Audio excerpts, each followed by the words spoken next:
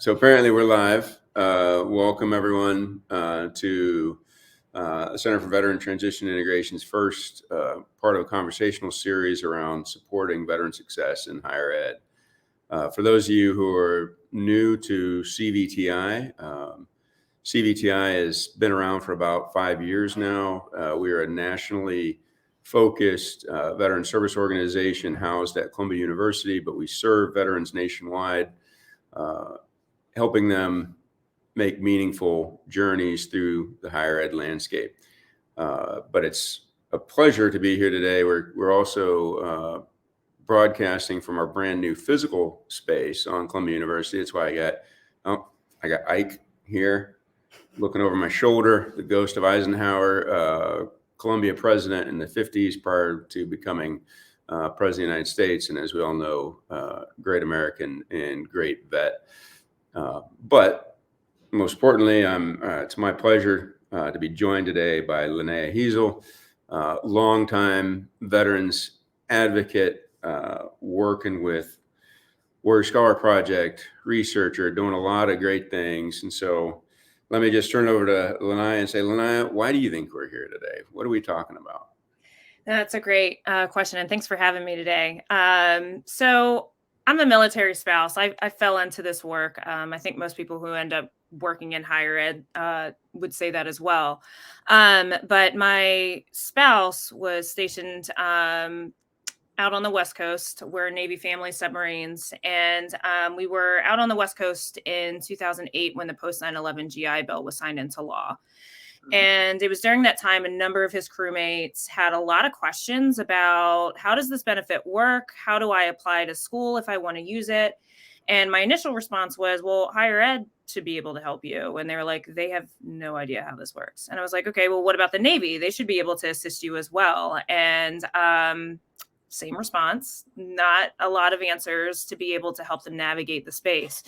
And that was my aha moment of being like, okay, all right, this is what I'm going to commit and do. And fast forward, ended up getting my master's in higher ed administration, specifically working with military connected students, and then worked and oversaw a veterans office for a number of years in the DC area, and then landed with Warrior Scholar Project, where we work to empower enlisted veterans. And we can get into those nuances a little bit later about the difference of higher ed serving enlisted versus officers. But enlisted veterans who are transitioning to, through, and beyond higher education. And so really looking at it that we're more than just boot camps. That's what it started as in terms of academic boot camps through host campus institutions throughout the country, doing either humanities courses, STEM courses, and business courses.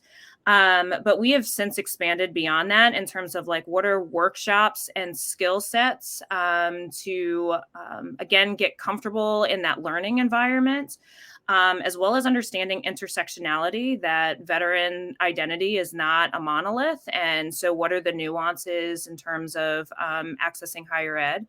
And then also engaging with an alumni.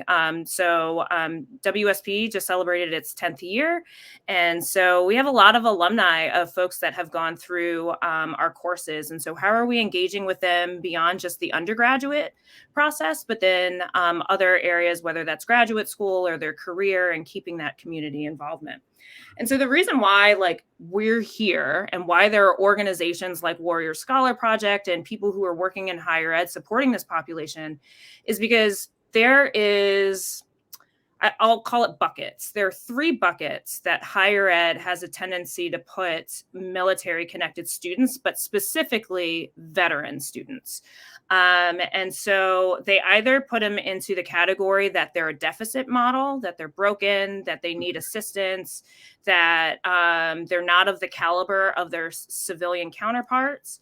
The second bucket is they put them on a pedestal of being like, here, take all the free things, and we're going to put you and give you all these resources, and essentially provide like an overabundance of support, which there is such a thing. There can be too much of a good thing.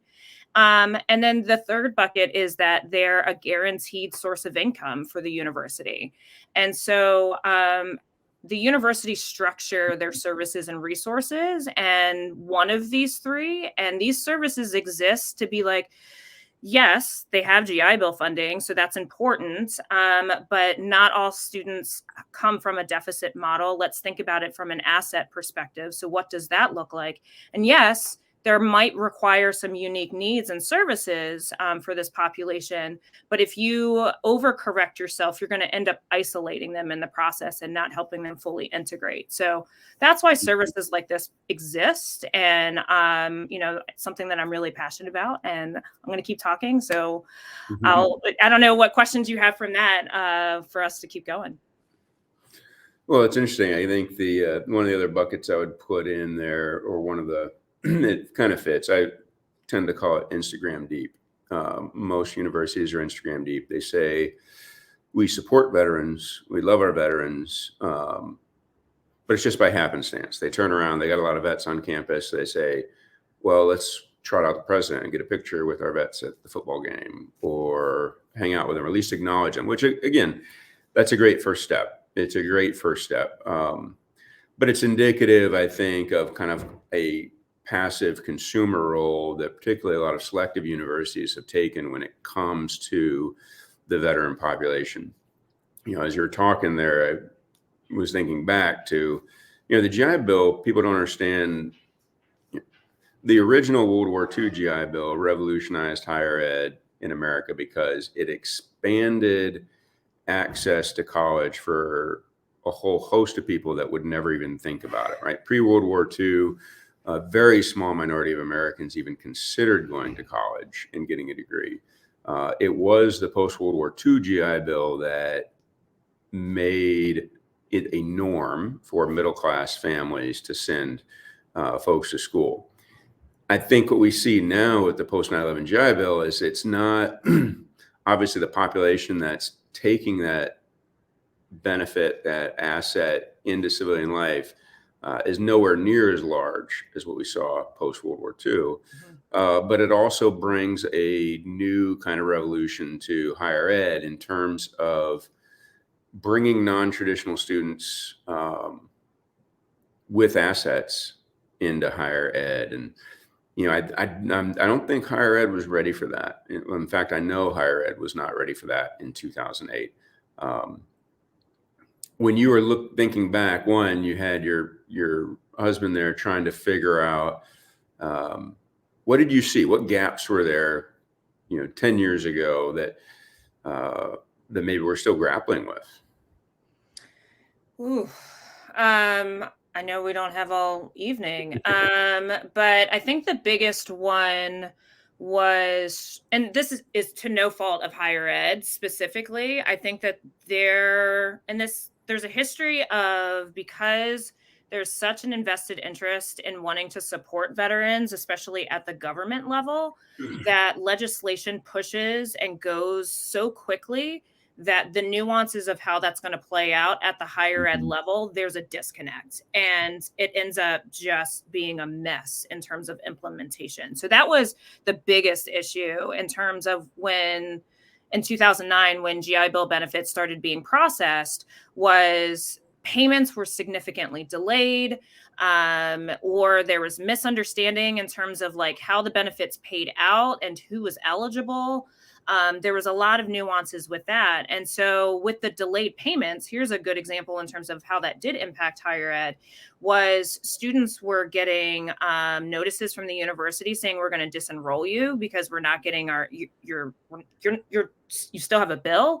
And so there was this added pressure of being like, the government said that they would pay for this, and yet I'm being told that it's not being paid, and they can't focus on their education and their schoolwork. And so that was a big challenge. That was 10 years ago.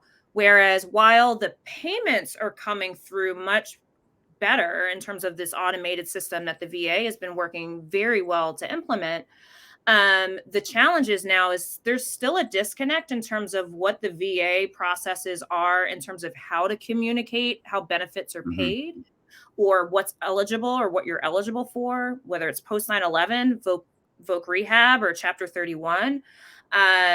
Who's eligible for that? There are some significant disconnects in terms of how the VA is communicating that to how the schools are actually getting that information out. And so that's a key area that even we're how many years later, 12 years later, we're still facing some of those challenges today. But I think a lot of the challenges that higher ed faced, to your point, was schools were not ready for the amount of questions students would have before Right. even enrolling in a program. So if you're a prospective student and you're just trying to figure out how much does it cost to go to school and you're calling admissions and they're bouncing you around from office to office to office and you can't get an answer, then yeah, I get frustrated and not want to go to that school either. So that's an example. Yeah, I think one of the key there, and for those higher ed administrators listening, is that it's not an exceptionally complex problem, but it's having somebody who recognizes that it's a need. It's facilitating communications, and it's the young veteran approaching both a school and the VA at the same time has two unknowns, right? This institution and who's actually paying him or her to go to college. And so something as simple as someone with the expertise, the care, the knowledge that says, oh, yeah, they're going to be late for a month or two, but here's how we're going to take care of you, or here's how the process works. That comfort level is huge. As you were talking, though, it also reminded me, I think, quite frankly, a lot of higher ed institutions, not just in terms of serving the vets, but in looking for the vets, were entirely caught flat-footed in 2008, or didn't even know that there was something coming. And I think we're still dealing with the ramifications, the repercussions of that. Specifically, a lot of the schools y'all work with, if you look at selective higher ed institutions, their model has always been we're selective, so people will naturally find us. I remember listening to a administrator of a very selective university that had almost zero vets in it explain, well, of course, vets can come here if they want, and it's the guy fishing on one end of the pond, near the stream where all the private school kids from Exeter and Andover come out, and then they naturally find that institution. And for him to say, well, everyone else in this ocean, they're just as easily can find us, it was a little disingenuous and was a little bit like, hey, not aware of the needs of non-traditional students or folks who aren't coming out of traditional pipelines. And of course, we saw, what happened. The for-profits moved in, right? Some well-meaning institutions, right, said, hey, we really want to serve these students.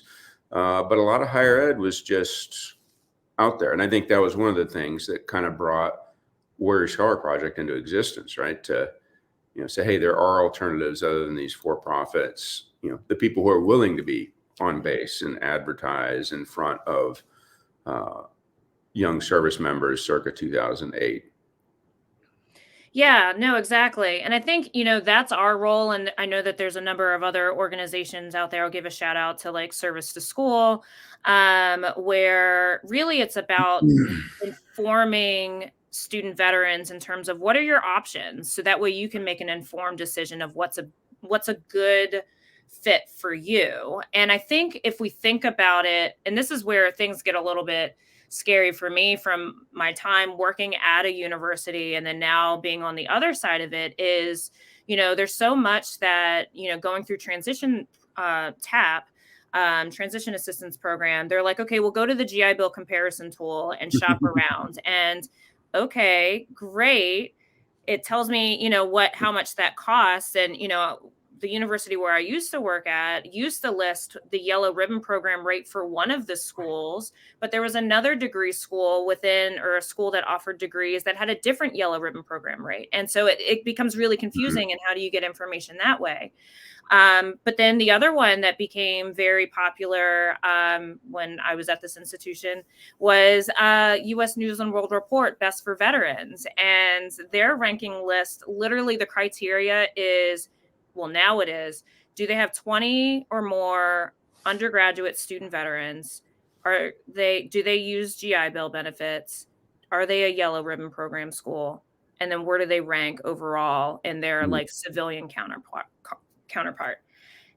Nowhere did it talk about, like, I mean, granted, to get GI Bill benefits now, you need to have a dedicated person to be able Mhm. to answer and provide services or answer questions to Right. military, but it didn't talk about the resources, it didn't talk about the services, it didn't talk about, do they have a physical space on campus, if that's something that is helpful for the university, and so that became an application tool Mhm. where students were told to go to these lists or to websites that really weren't helping them determine, well, what's a good fit for me, Right.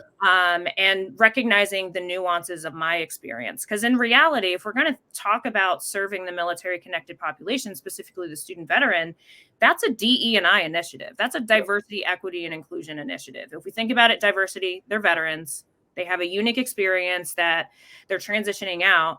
Equity is recognizing that those experiences are a little bit different compared to the Mhm. civilian counterparts. And to that president that said, oh, well, they'll come to us, Yeah. by not recognizing that or making the assumption that they can, compete with their civilians while recognizing they have, how much work experience and managing billions of dollars of, equipment and so forth, but then to also provide inclusion opportunities for them to feel like they are supported and can thrive at that institution. If schools are making these DE&I commitments, but then not necessarily applying it to the veteran population, I have a lot of questions. And so I think that that's something that we need to really look at the, application process. Yeah. What questions are we asking? Are we even asking the right question in terms of the terminology to know who our demographics are to begin with? Excuse me. Yeah, and I think one of the things that people don't realize, well, there's perceptions about veterans, right? And I think one of the perceptions is that veterans look like me, right? Just another white guy. When the reality is, veterans more likely to be Black or Hispanic than your typical incoming student population, and more importantly, as it relates to the challenges you describe, more likely to be first generation college students. Right, they're coming from a place, um, you know, um, joined the military, saw a path forward, and now they've got this huge benefit that even though they're juggling families and they might be thinking, hey, maybe it makes sense to go get a job. They're like, wow, I can't pass up this great opportunity. And so you get a lot of first generation college students.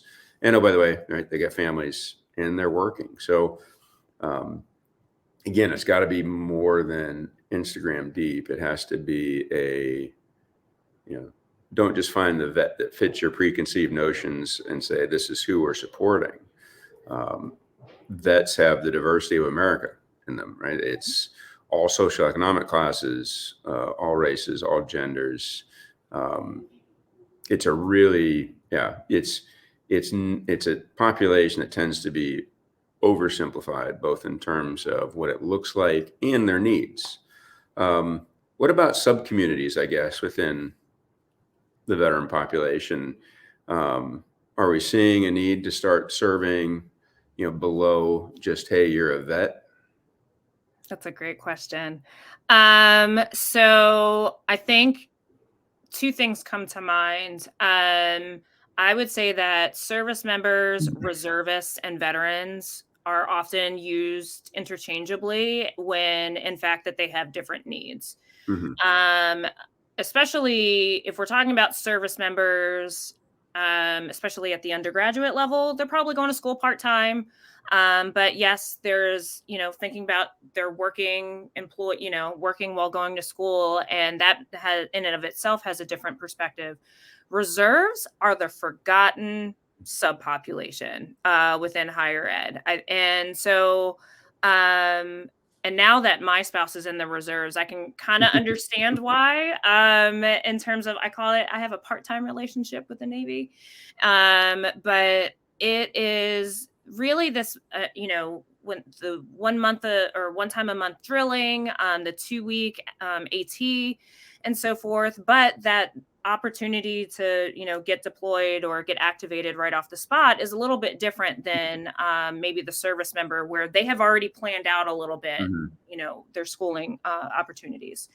The other one that I would add, where veterans, they're fully transitioned, trying to get it, fully Mhm. acclimated into the civilian. What are they doing with their career, their self identity, and so forth.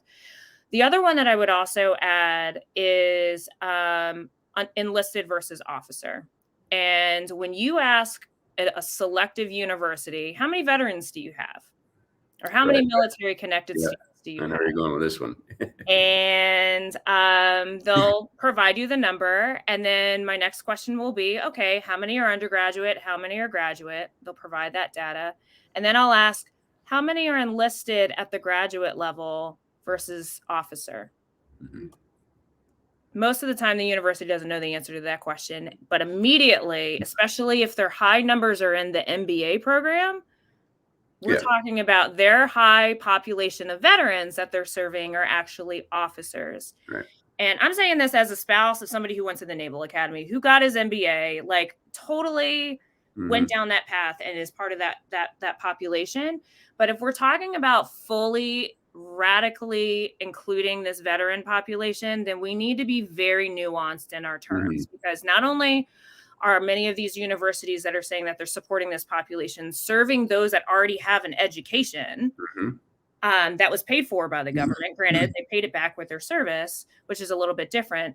The other demographic within that veteran population are the children of those that served. Again, not discrediting that their services, Mhm. it's different. It's not saying Yeah. it's one is better than the other, but the needs are different. And so we need to be, and that's why I use the term military connected to really encompass. And then I'm intentional in terms of like, am I talking about the veteran? Am I talking about the families, so to speak? So I don't know if that was the different identities you were going for, or No, more of and the like you've intersectionality. yeah, you've peeling the layers back on again this idea that it's just not the veteran standing right in front of you, right? It's not your preconceived notion. And again, on most universities, particularly more selective ones, you're gonna find the transitioned officer who already has a bachelor's degree, who is seeking an advanced degree. Um, and I think for a lot of universities, they're happy to have them. They think, okay, great, these are our vets. Well, by definition, the folks you're seeing represent only about 15% of the military population, maybe 20%. Mhm. You've got this whole other 80% that served in the enlisted ranks, who did not enter into the service with a bachelor's degree. Usually they've cobbled together some kind of combination of associate's degrees. They've gone to community colleges, and a surprisingly high number aren't even accessing the GI Bill. So the one thing to always remember is, right, the people most able to access resources are those who need them the least. Right? The people who find the organizations that support, the people who find the scholarships, the people who apply to a bunch of schools to find the right one, they don't need a ton of help. And so it's a mistake to think, aha, the person in front of me is emblematic of the population. And to your point, if you are truly want to have an ethic of inclusivity and equity, the question is, how do you peel back or dig deeper, I guess? Mhm. And you'll even see it in terms of the people who engage on campus and who want to keep that veteran's identity often were ones who had success in the military or had positive experiences. There may be some who find themselves and they find their way to a campus, but are really done with overt veteran identity. Right. And it's just as important to at least know they're there and understand the needs they may have and make sure, again, you might not throw them on they might not want to be, on your Instagram post on Veterans Day, but they deserve support, right? They deserve to be seen and heard and understood as part of the veteran Mhm. community. Um, the one thing I always tell veterans when talking to them is, uh, if you ever hear yourself saying, as a veteran, right, the very next thing you should do is just shut up. because right, nobody speaks for all veterans. Now it's wonderful. I want veterans to talk. I want them to share and engage their experiences. And you as for those listening, as a higher ed administrator, you need to ask them about their experiences, but always understanding that's an N of one, right? And it's really important. And that's why it's important to have more than one veteran that you talk to or represent.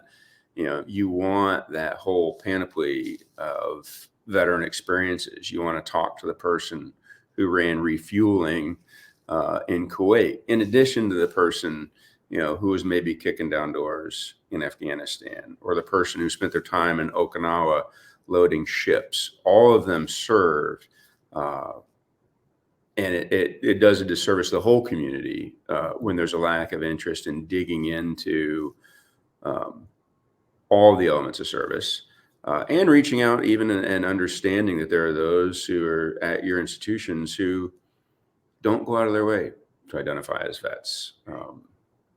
They need to be seen as well. Right. Yeah, that was helpful. And thank you for those calls to action. Because I think the other thing, so as I'm doing my dissertation, where cultural capital plays a significant role to that point in terms of those that are maybe having access to these resources are the ones that may have already had the support structure in place. So how do we get resources to those that may not have had that social and cultural capital is what, the premise of this is. And so something that's really coming up in terms of, every university doesn't need to create some form of like grand lounge or veterans resource center, so to speak, especially if you have a small population or, dependent on the needs of your campus, so to speak. But finding a way of finding the right amount of balance for having, whether it's one person or a small team of folks that are doing the advocacy and the actual work and understand the nuances of the GI Bill and how that connects to financial aid and those types of aspects, but then also more of the social support types of programs. But then also making sure that you're not putting all the work and advocacy on the student group. That's a sense of unpaid labor where they're supposed to be going to school. Granted, there are some learning opportunities that come with that, but that's not also the solution as well. But how do you find a way to integrate that person or that team of people who work for the university with the students throughout all of campus? So that way you can get that diversity of perspectives of what does it mean to serve? What is my experience in terms of transitioning in higher education? And so that's where it's really critical. And it's hard because we don't have a lot of data about this population as a whole. I've struggled a lot in terms of like, what are some macro, lots of big data sets? But it's okay to start local. And so that is my call to action to many of the schools and for the folks that are working in higher ed. Start with your campus community. Look to see what questions are we asking on the application. Are we even asking the question in the right way? Are we using the word veteran where service members might not say yes because they don't identify as a veteran because they're a service member? So those are some areas, but then also do focus groups. What's working? What's not working? Internally do like, what's our graduation and retention rate? For those that are maybe using GI Bill benefits, are there other ways for students to self-identify? So there's a lot that you can do just within your own campus, as long as you are working integratively with the rest of campus, because if it falls just to one person, or if it's just falling to the student groups, students are going to graduate, hopefully. So that's going to always have a turnover. And then just having it be one person who is the end all be all of knowing about this population on your campus is, again, to your point, doing a disservice to not fully integrate and become a reciprocal interaction in terms of learning. Yeah, I think there's, most universities, right? It's once the paperwork's processed, that's it. That's sufficient data collection. And so, your call to encourage, dig deep. It's service status, it's rank, it's, it's the nuances of where and how they serve, because that does also, even much more than just plain veteran status, described where they're in life and their educational journey. You brought up lounges, and I would say an important thing to remember in an inclusive campus is, are lounges even good? And then two, what happens when you just have the one lounge?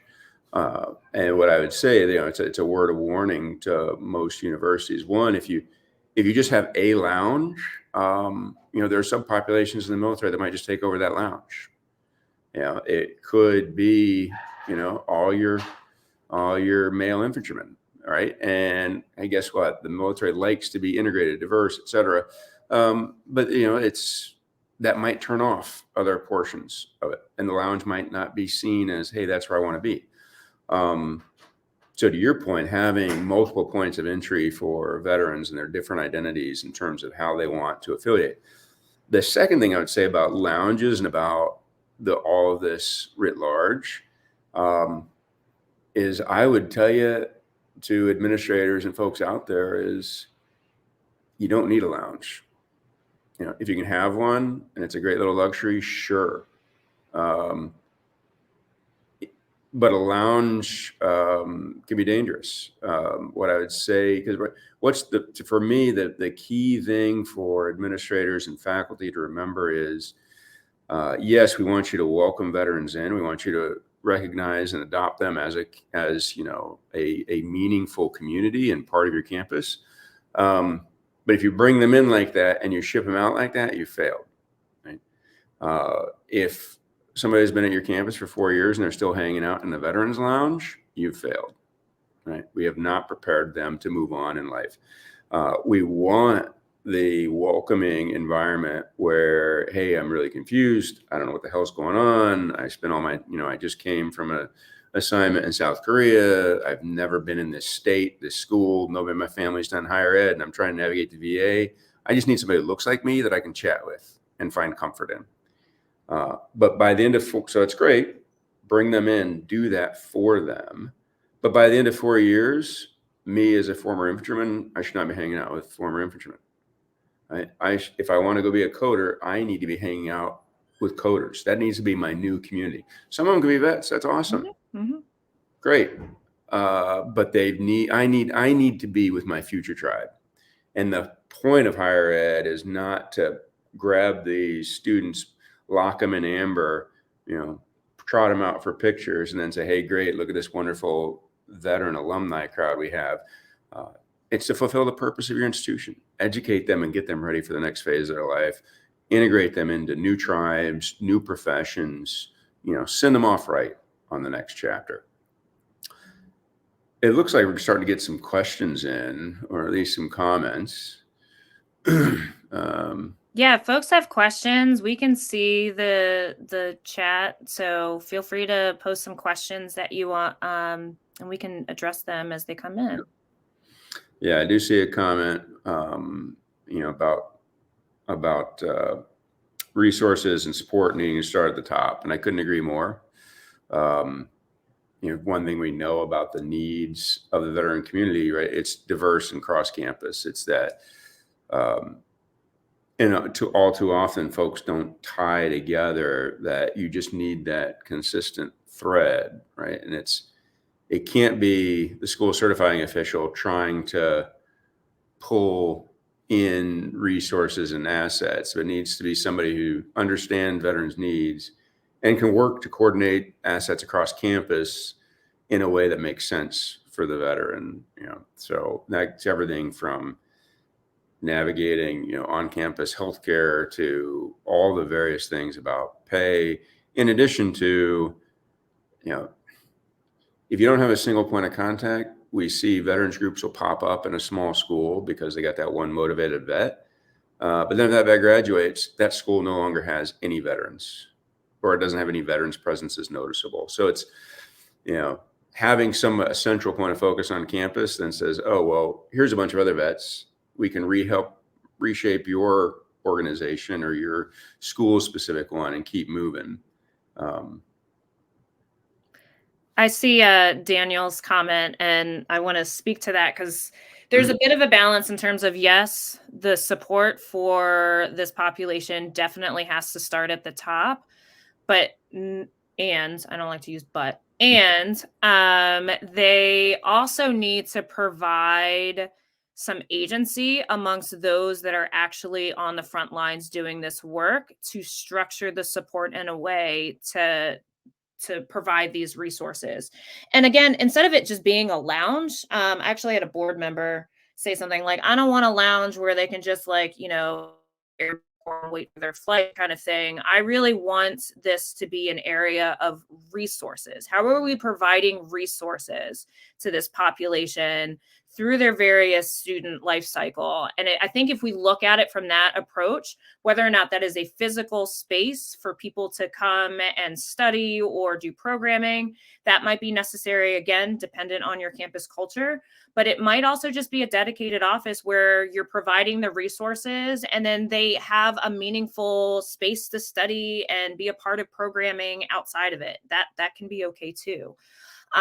So definitely looking at it from that perspective. But if the leadership is tasking that this is a priority, that also means that is a priority for everyone at the university, not just the school certifying official, not just the person who is responsible for the diversity groups on campus, and so forth. So it has to be like, this is a responsibility for the registrar. This is the responsibility for financial aid. This is the responsibility for career services. Everyone has ownership in this, and we have to work together in a coordinated way to structure what that support looks like at our campus. Because if it's going to fall solely to one person, to your point, to it being the advocate and eager student who wants to do it to graduate, you're going to burn out that administrator where they're not going to be able to stay long either to see many of these plans come into play. Yeah. The we've got a good question from RJ, who I think is trying to guide the discussion in a very, very, very good way. I have thoughts, but why don't you take that one first? Since Yeah. So what is the difference between veteran friendly versus veteran inclusive? I can be friendly to everybody. I might have different thoughts on the inside about how I, am interacting with somebody, but I can be cordial. I can say what needs to be said because that is what is expected of me. That's no different than compliance in terms of like, I'm going to do and check the boxes that the VA is saying I have to do, and I'm going to be deemed friendly. Veteran inclusive or veteran ready is very different. This is more in my actions. This is more along the lines of, how am I inviting you in to want to be a part of my community? How am I engaging you so that way you can be your authentic self, so that way you can learn and grow in this learning environment? Mhm. How are we also understanding that you're an asset and our students can learn from, or civilian students can learn from the veteran population? So that is something that is different from being veteran ready, where it's just, I'm going to do what I'm told that I Mhm. have to do. Being veteran inclusive is really seeing it as, you are a part of our community and you are important enough, because you are important, to be a part of our community as well. Yeah. I think to build on that, which I 100% agree with all of it, is the veteran friendly is passive. Mm. Veteran friendly, in my view, is, oh, if a veteran shows up in front of me, I'm going to smile and say, thank you for your service. And I'm going to offer them a happy hour or, a lounge. Which again, great, but it's a first step. Veteran inclusive goes to the questions that Lene asked earlier about, do you understand who's on campus? And are you proactively seeking to figure out how many reservists are here who might have their education disrupted? And have I talked to them ahead of time about how I can accommodate them? Have I talked to the women veterans on campus who may not want to identify with other veterans or want to be among other women veterans? They might not want to hang out with former infantrymen or the predominantly male population. Um, are you looking for your LGBTQ sub-community to say, hey, listen, there are other veterans like you. How can we help you? Would you like to communicate and connect? How can we help you build, authentic community here? So I think it's about understanding the nuance, and it's about seeking it out, and it's being proactive versus smiling when they come to you, or then helping when they ask, because again, 20% of your population are officers who already have some education, who've navigated a lot of this stuff. 80% of your population enlisted, coming from all various backgrounds, and a large proportion might not even identify. So if you're not looking for them, you're not being inclusive. If you're not seeking them out, you're not being inclusive. You're being friendly, but you're not being inclusive. So that's how I would differentiate. That's a really good point, and it reminds me of a flashback of a couple years ago around this time when we had a government shutdown, and a lot of people confuse that the Coast Guard falls under the DoD when it falls under Homeland Security. And because we had a breakdown of branches of service and who was tied to each branch, we could quickly identify who was about to not get a paycheck. Mm-hmm. And how do we proactively reach out to them to see what resources do you need available? And many of them didn't. They had alternative means, and we were very fortunate in terms of that perspective. But that's another way in terms of, you hit the nail on the head in terms of how can we be not reactionary, but how can we be proactive in how we're thinking about how this community engages with being in school and the higher ed community. Another area that comes out all the time, and I mean, I'm not trying to throw shade at the VA, but like, I feel like regulations are changing all the time that don't necessarily equate to like where higher ed is.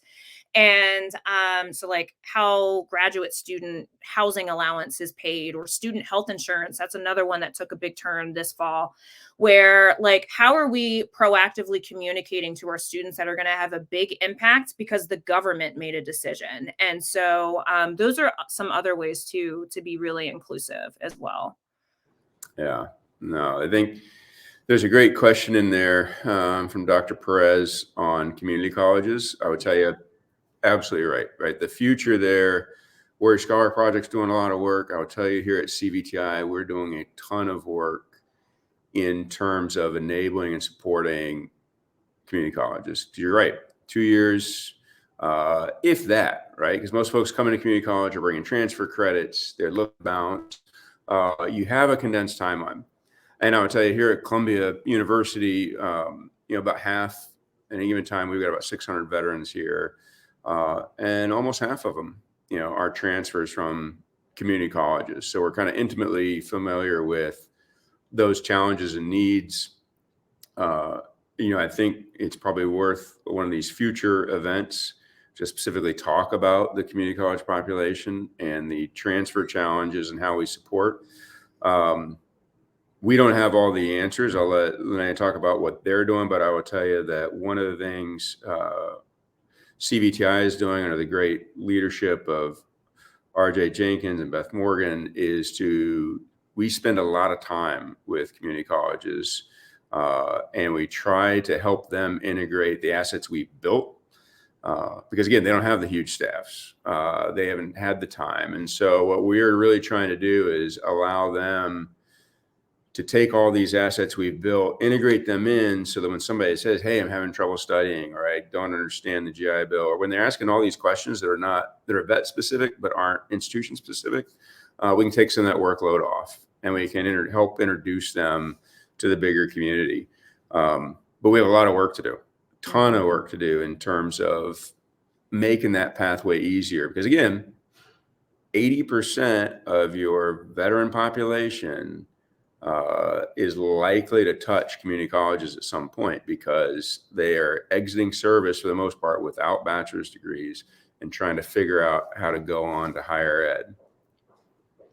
Yeah, no, I'm so glad that this question was asked. So thank you, Dr. Perez. And I would add So at Warrior Scholar Project, we do college success workshops, in particular in collaboration with community colleges, and we're looking to expand upon that, especially in areas that are a little bit more isolated, where we're not talking about the coasts of the US, so more into the middle parts of the country.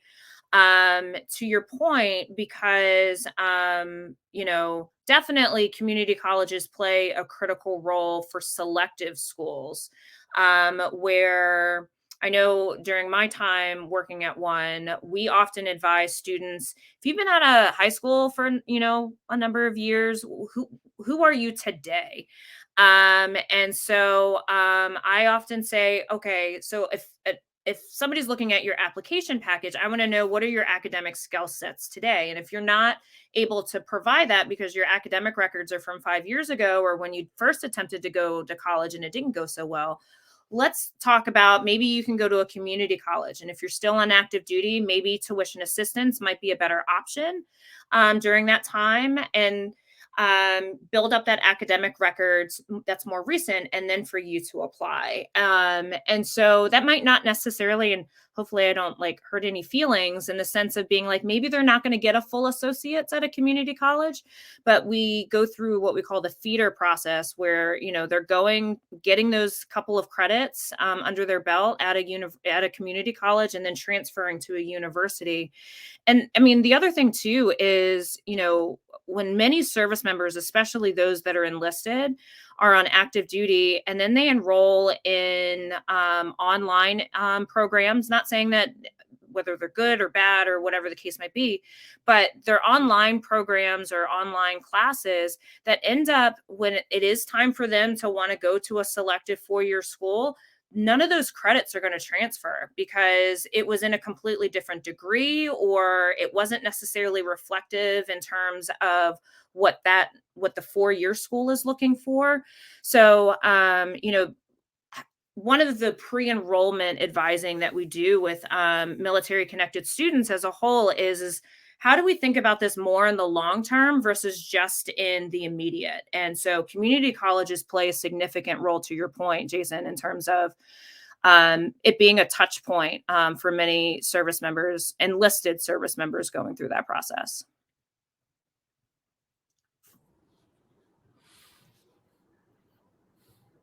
Well, this has been great. Hopefully the first of several conversations. It's been a pleasure. And the one thing I'd say on the point of all this is, this last question kind of highlights, why we're doing this specific discussion.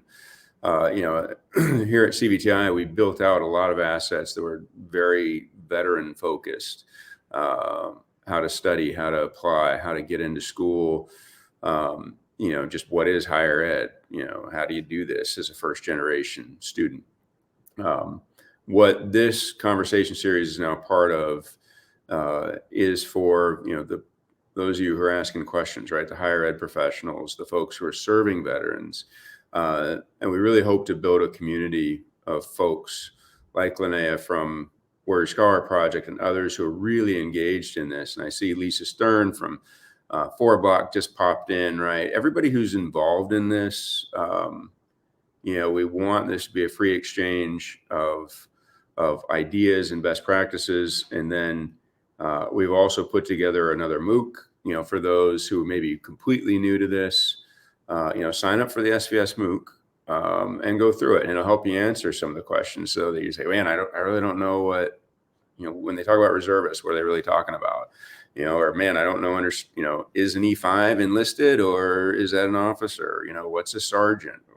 Some of these will help you navigate that. And again, it's nothing difficult, but just knowing that, is tremendously helpful for, again, ensuring you have an inclusive institution. With that, I guess, Linnea, any last comments? And then I'm going to throw up a video from the Warrior Scholar Project and one from us, and we will close it out. But yeah, I really want to just, congrats to CVTI in terms of this MOOC for higher ed administrators. I really wish I had it when I started in this space all those years ago.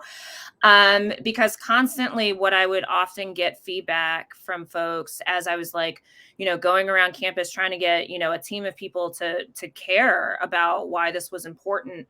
And a common thread that I heard with colleagues who were in the same field as me would be like, we just don't know where to start. And I feel like this supporting veteran success in higher education, I don't ever want to hear from anybody saying that they don't know where to start, because you now have this resource, and it is going to be tremendously helpful. Feel free to share it with your administrators or administration and top leadership to get that conversation started. And then again, delve in deeper in terms of like, what does this mean for our community so we can best support our population? But this has been a great conversation. I always enjoy our time together, Jason. So thank you for just this awesome conversation, allowing me to learn with you. And thanks for everybody that joined with us today. This was awesome. So awesome. Well, many more hours of conversation to come. And in honor of our guests, we're going to kick off with a short video from Warrior Scholar. Warrior Scholar Project is the skill bridge between military service and skills and attending a top-tier university. I think the biggest limiting factor keeping enlisted veterans out of schools, out of colleges, out of elite colleges is they don't think they can, so they don't try. The whole goal is to help veterans or active duty transitioning into the civilian world, helping them build that bridge to higher education. It helped me manage like how to balance out my class schedule better, how to manage my time better, how to study better. And my very first semester after WSP, straight A's. Very first time in my life. I told my dad to put it on the fridge. It's pretty cool. By the time that you leave a WSP cohort, you have the confidence that you can be successful in a college classroom. And that's what it's all about. So everybody sign up and point your folks to Warrior Scholar Project if you need those assets. We won't come back on. I'm going to leave you with a overview from CVTI. But thanks everybody for joining, and we look forward to continuing this journey with all of you. Thanks, Lana. Bye.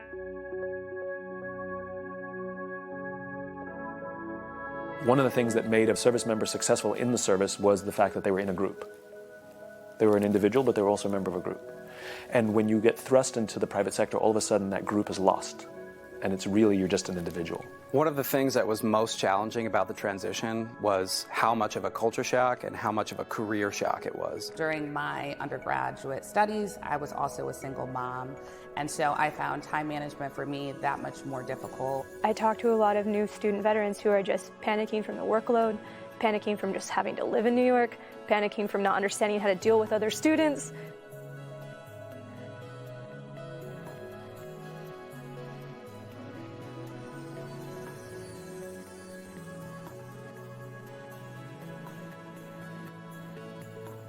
One really important strategy for effortful learning is what's called priming the mind. In practice, that means trying to solve a problem before being taught the answer. Growth mindset means anything is possible, any job is an opportunity for you, and you have unlimited opportunities in this next transition. So you want to make sure that in your actions, you're creating a positive role for yourself in a small group or a large group of people where they value you and you value them. Is that there's this kind of quiet, nagging sensation that maybe you don't fully belong. Or maybe there's this quiet, nagging sensation that you're there by luck or by circumstance.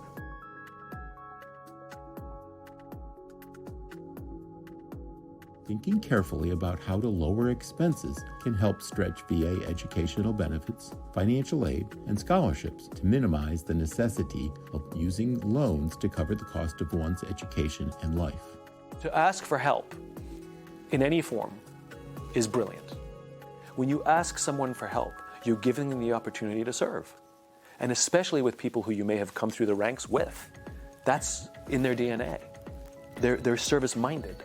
So asking for help is something that they want to do, you know? So I would say one of the biggest things anyone can do is not just practice offering help. I think that's the lower standard. I think that's the easy one. I think the more important one is practice asking for it.